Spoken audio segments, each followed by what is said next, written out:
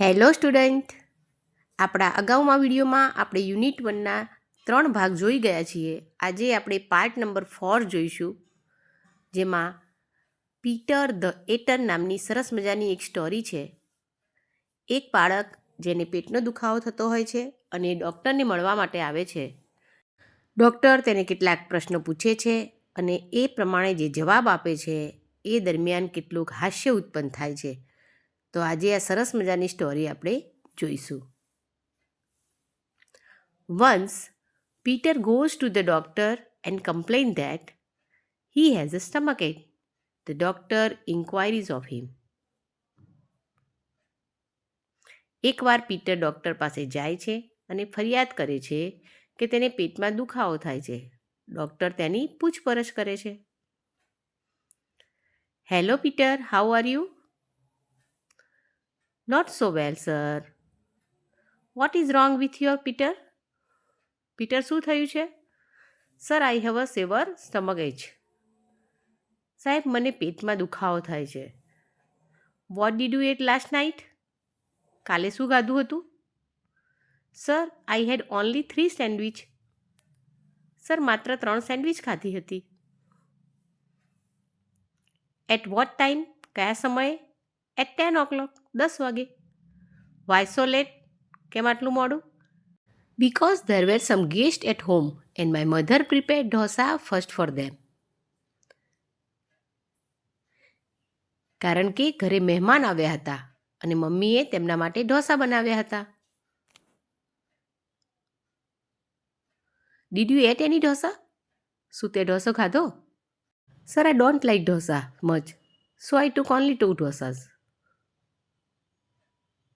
Sir, મને ઢોસા નથી ભાવતા, એટલે મેં માત્ર 2 જ ખાધા. But if you don't like dosa, why did you eat 2 dosas? જો તને ઢોસો નથી પસંદ તો પછી 2 ઢોસા કેમ ખાધા?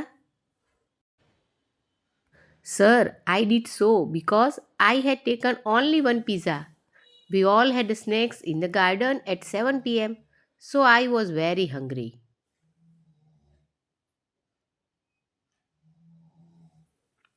સાહેબ, મેં એવું કર્યું કારણ કે મેં ફક્ત એક જ પીઝો ખાધો હતો જ્યારે અમે 7 વાગે ગાર્ડનમાં બેઠા હતા અને મને ખૂબ જ ભૂખ લાગી હતી.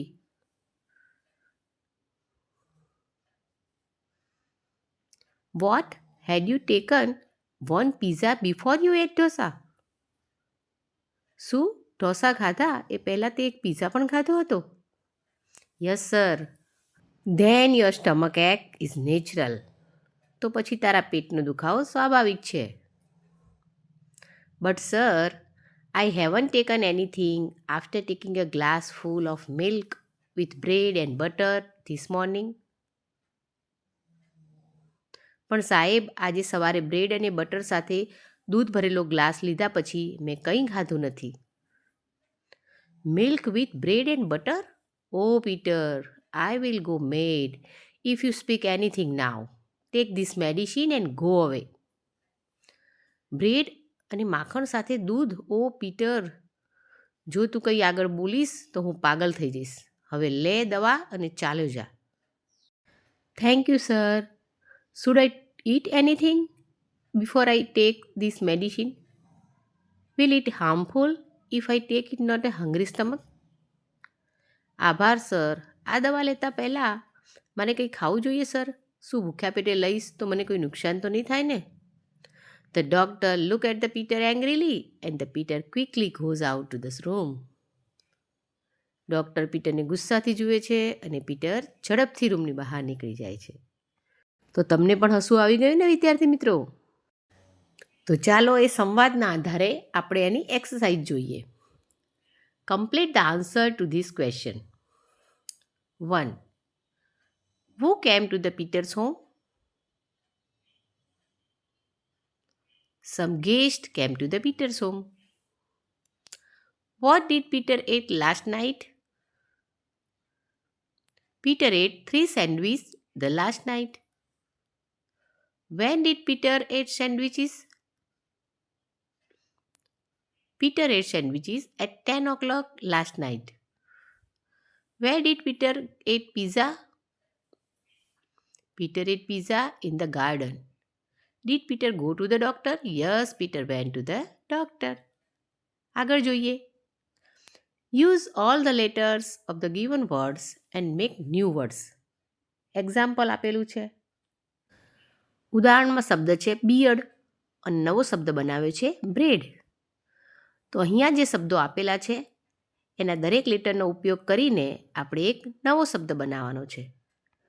તો ચાલો જોઈએ.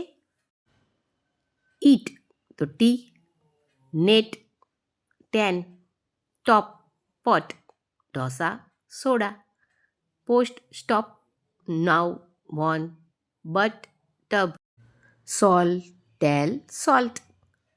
આગળ જોઈએ નવી exercise. Strike out the letters M and underline the words in the story. એટલે કે નીચે જે શબ્દો આપેલા છે એમાંથી જે એમ લેટર છે એટલે કે એમને આપણે ચેકી નાખવાનું છે અને જે વધેલા લેટર્સ છે એને આપણે શબ્દ બનાવીને સામે લખવાનો છે. પ્રથમમાં તમે જુઓ આપણે એમને ચેકી નાખીશું એટલે જે શબ્દ બનશે એ બને છે ડૉક્ટર. ત્યારબાદ નીચે જે શબ્દ આપ્યો છે એમાં પણ એમને ચેકી નાખીશું તો શબ્દ બનશે હંગ્રી. ત્યારબાદ પીઝા, ક્વિકલી એન્ડ ગ્લાસ. હવે આ શબ્દોને તમે તમારી સ્ટોરીમાં અંડરલાઇન કરવાની છે. તો સમજી ગયા બધા? આ રીતે આપણે કામ કરવાનું છે. આગળ એક નવી એક્સરસાઇઝ આપી છે જેમાં તમારી સામે એક ઇનવોઇસ આપેલું છે એટલે કે એક બિલ આપેલું છે. આ બિલનો તમારે બરાબર અભ્યાસ કરવાનો છે. ત્યારબાદ એમાંથી ક્વેશ્ચન જે આપેલા છે એને સમજવાના છે અને ત્યારબાદ એનો આન્સર આપવાનો છે. તો આ રીતે ધ્યાનથી વિડીયોને 2 થી 3 વાર જુઓ, બિલને સમજો અને ત્યારબાદ ક્વેશ્ચનના આન્સર આપો. તમે જો આ ઇનવોઇસને ધ્યાનથી જોઈ લેશો એટલે કે સમજી લેશો તો તમને ઇઝીલી દરેક ક્વેશ્ચનનો આન્સર તમે આપી શકશો. તો ચાલો આપણે જોઈએ. What is the total amount of the bill? તો તમે ઇનવોઇસમાં જુઓ તો તેની ટોટલ એમાઉન્ટ આપેલી છે અને એના આધારે તમારે આન્સર લખવાનો છે કે the total amount of the bill is ₹1,454.25. Second question.